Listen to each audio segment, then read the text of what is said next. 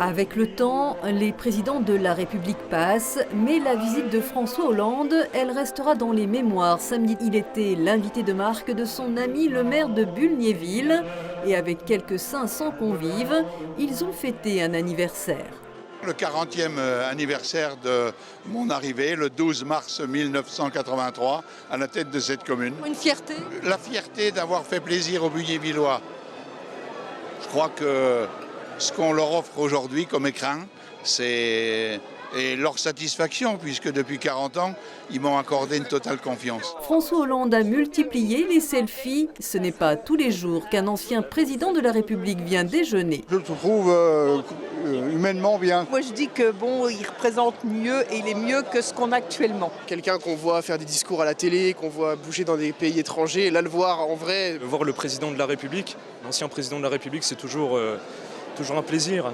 Il n'est plus président, mais il reste un expert de la politique qui a répondu à nos questions sur une actualité brûlante. Alors que le Sénat vient de voter la réforme des retraites, il porte un regard inquiet pour la démocratie française. Sur le plan de la démocratie sociale, le dialogue ne s'est pas rétabli, puisque le président n'a pas reçu, pas plus que le gouvernement, les organisations syndicales qui en ont fait pourtant la demande, et que de l'autre côté, la démocratie parlementaire, politique, elle ne va guère mieux puisqu'il y a des blocages sans doute, mais il y a aussi des procédures qui empêchent le bon déroulement du débat et peut-être une fin qui va être précipitée. Donc attention, il y a des accès de colère que je ne souhaite pas pour mon pays. Dans son dernier livre, Bouleversement, François Hollande donne aussi sa vision des conséquences géopolitiques de l'invasion russe en Ukraine, une guerre en Europe qui dure depuis un an. Si nous n'arrêtons pas la Russie dans son invasion de l'Ukraine, demain il y aura d'autres conflits, d'autres guerres qui surgiront.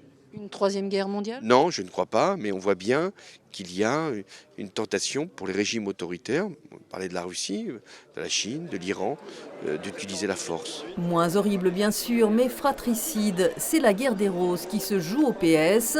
Parti dont a été suspendu Christian Franqueville, François Hollande veut rebâtir la gauche social-démocrate qui ne serait pas inféodée à la France insoumise de la NUPES. Les socialistes doivent être socialistes, c'est simple. C'est-à-dire quand on est dans une organisation politique, on ne se confond pas avec les voisins. On s'affirme, on propose, on crée une incarnation, une espérance, de manière à être demain la première force politique de la gauche, pour être demain, comme ça l'a été avec François Mitterrand, avec Lionel Jospin, avec moi-même, être capable d'accéder au pouvoir. Il n'a jamais quitté l'arène politique et dans l'Ouest vosgien, François Hollande était en quelque sorte en campagne.